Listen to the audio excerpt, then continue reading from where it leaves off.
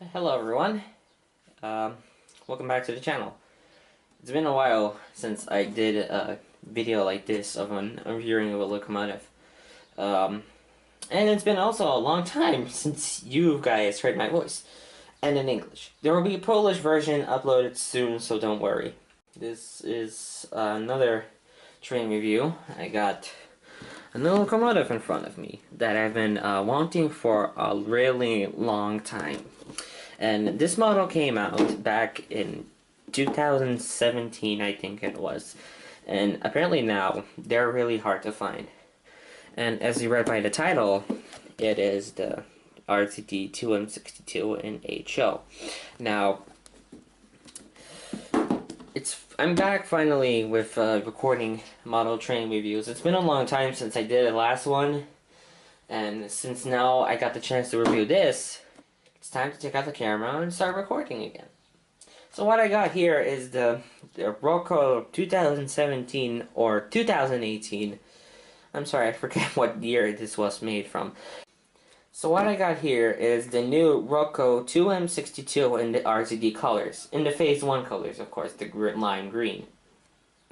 Now, the price for this locomotive, and any retailer you can get, Reynolds Imports, DCC24, any other import you can find. This locomotive costs around 2,000 zlotys, well, in Polish currency. To be exact, 2,139, but I got a discount for this locomotive, so I had just paid 2,000 zlotys. In euros, this locomotive will cost around 439 euros or 539 euros. 539 euros. Sorry, my mistake. In the US, it would probably cost the same, but as I looked at Reynolds Imports, it costed around $565.98, which is kinda overpriced in my opinion. So without further ado, let's unbox this thing.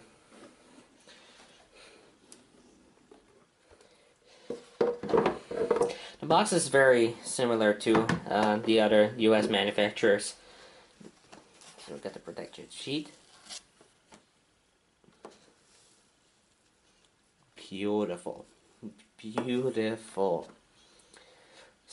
So I got this locomotive last Sunday, and I'm reviewing it now, so if you guys are wondering why the details have already been put on, it's because I took it out of the box and started running it. I just put it back in the box, everything, so I could show it to you guys, what it looks like unpackaged. So we have the A unit, which is on the left here. And we have the B unit, which is up here. They are all very well protected. And when I look closer at these things, they are very, very nice.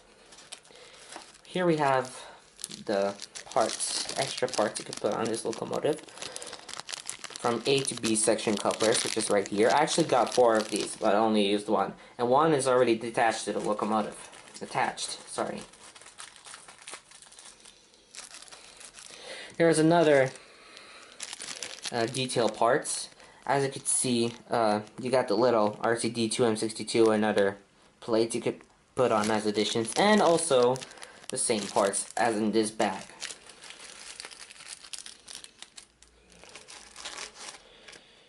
This came with the box. I don't know what these are. I can't get it out. Okay. These came with the box. I don't know what these are. It looks like a serial number for when they're sold overseas or over border. I have no idea what these are, so I'm just gonna leave it there. So now I guess we should take out the locomotive from the box. So here we have locomotive B with all its details already attached. Now, up close inspection, this locomotive is just the detail in it is just a big wow for me. It is really nicely detailed. Also additional parts have been added. As you can see, here's the antenna for radio exception. I don't know what this is. I don't know what this is. I seem to see them on every Russian loco. It looks like I don't know what this is. Can someone tell me what this like wire is from one point to another? Any help would be very appreciated. The mirrors on both sides of locomotives are also attached. Kind of crooked, but oh well. If anyone was wondering if Roco gives the locomotive with the Cheney couplers, no. These are normal KD couplers. I just added them after I took out the box. Everything seems nice. The horns are there, and now the front is really nicely detailed. This is the B unit, so the B unit doesn't have an engineer in the cab, as you can see right here.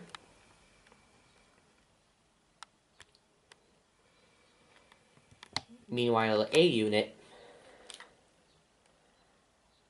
has the engineer in the cab.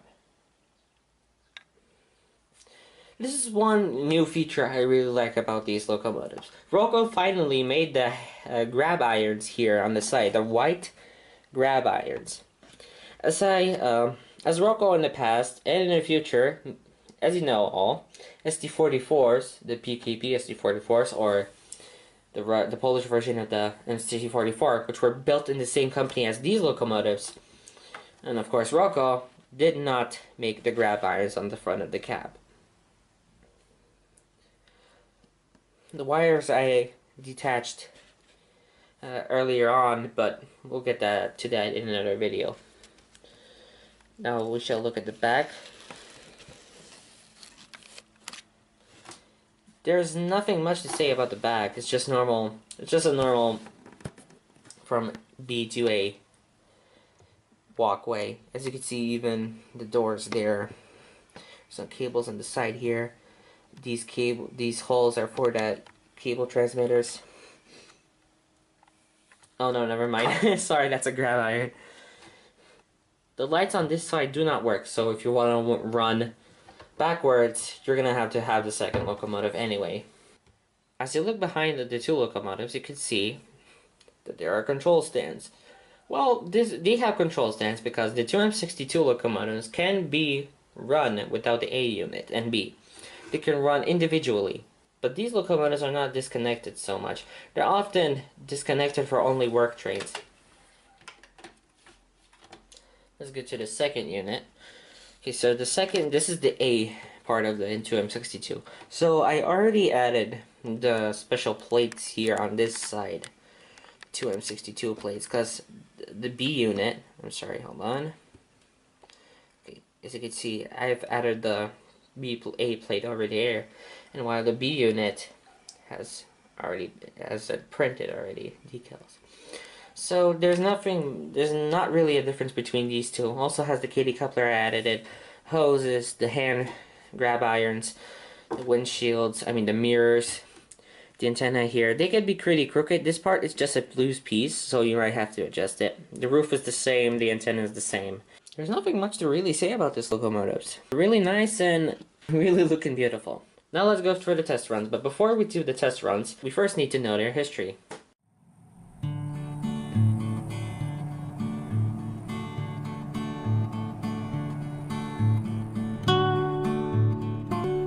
Built in the Vodoshirov-Glat Locomotive Works, which is today's Lugansk, Ukraine, the 2M62 and M62 type were built in thousands for the Soviet Union from 1960 to as late as the 1980s.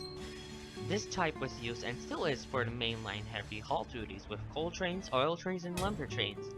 The 2M62 is a double diesel electric locomotive for heavy freight duties, where the single unit, the M62, is used for several duties mainly on the freight side, including switching on rail yards.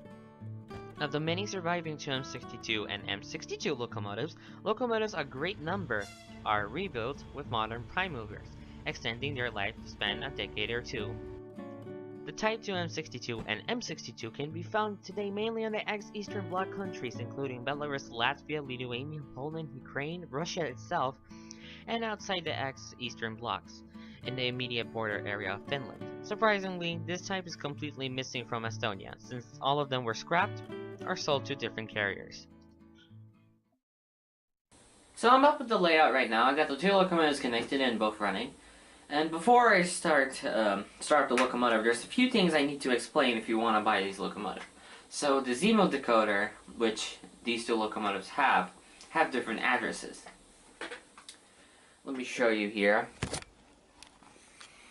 I have my Digitrax DT500, I think, controller. Sorry, DT40 402D. So, as I mentioned, these locomotives have 0 decoders in them. So, you have to have 2 addresses on your controller, 03 and 04. So 03 controls both of the locomotives and controls sound in one of the locomotives.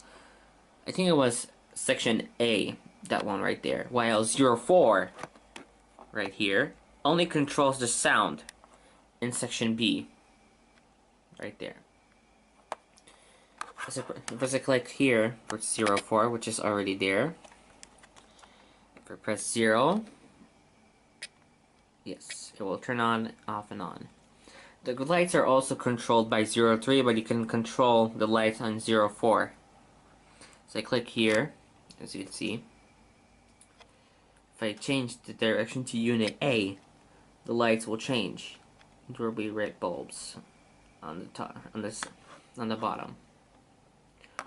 So, enough of that. Let's get to the actual model and the sound. So, F0, or just numbered keypad 0, turns on the lights off and on both units. As I mentioned earlier, 03 is for A unit that controls also both locomotives, and 04 is for the sound and lights in B unit, for example. I don't know if you can see it well because the light is bouncing out the window on the locomotive. Here you go. So this is the B unit. Lights on, lights off. Lights on, lights off. Now if I change direction, the lamps on the bottom will turn red.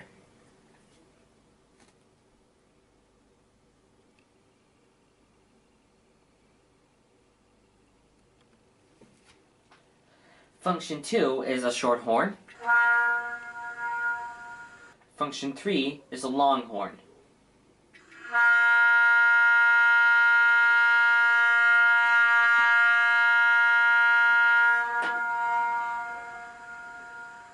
Function 4 is the coupling noise.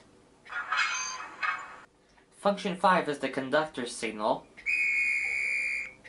Function 6 is the shunting mode.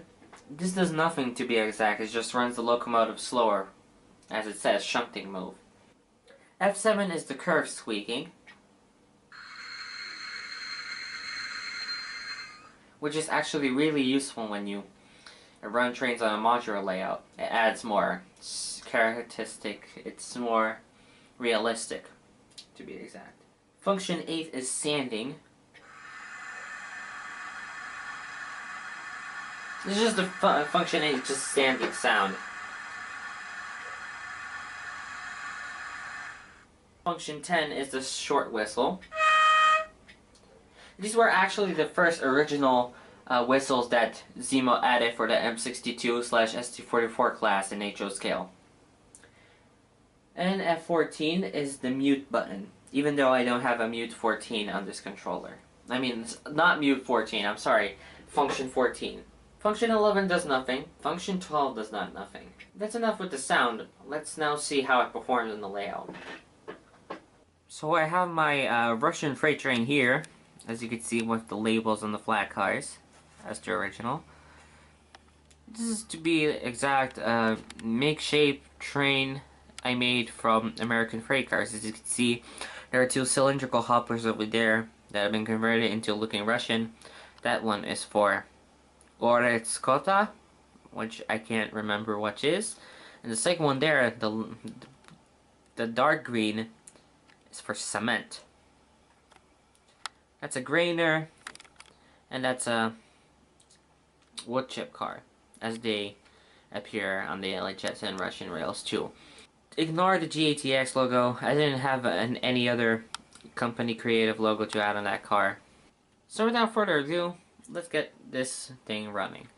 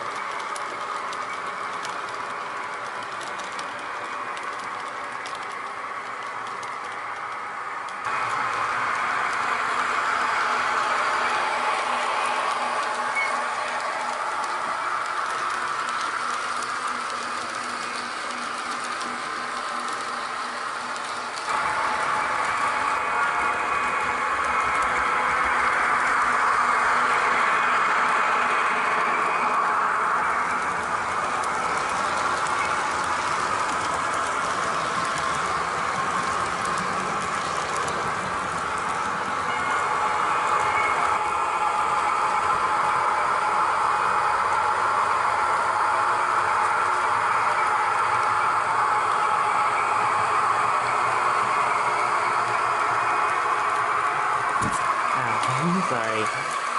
So anyways, they're run pretty nice actually. Sorry for the mess up here. It's been a long time since I cleaned up. And in the summer we're gonna take this layout apart, so I haven't told you before, I think, but I'm actually, that bit's gonna be gone. I'm actually gonna base my layout off of St. Albans, Vermont, where the Central Vermont used to be stationed.